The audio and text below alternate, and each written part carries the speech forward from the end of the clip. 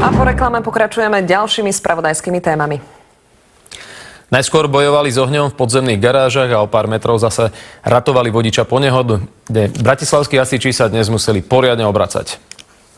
Bratislavských hasičov najskôr privolali k požiaru auta v podzemnej garáži. Oheň sa začal šíriť z jedného z vozidiel, ktoré chceli opravovať. Auto, ktoré tu bolo v oprave, tak vlastne sa niekde na ňom vyskytol skrat.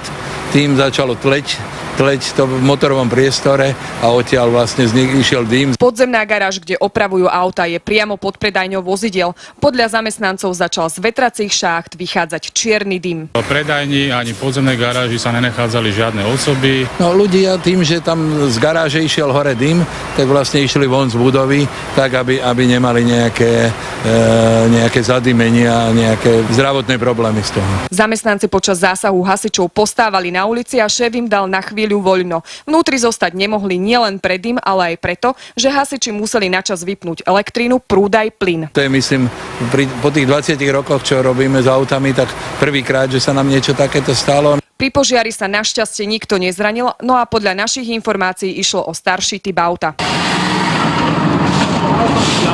A to sa už pozeráte na ďalší zásah hasičov, ktorí takto promptne zareagovali na nehodu, ktorá sa stala len pár metrov od horiacej podzemnej garáže. Vodič s prívesom zrejme prudko zabrzdil a tehly mu zdemolovali zadnú časť auta. Niekoľko z nich skončilo na ceste. Vodič vyviazol bez zranení.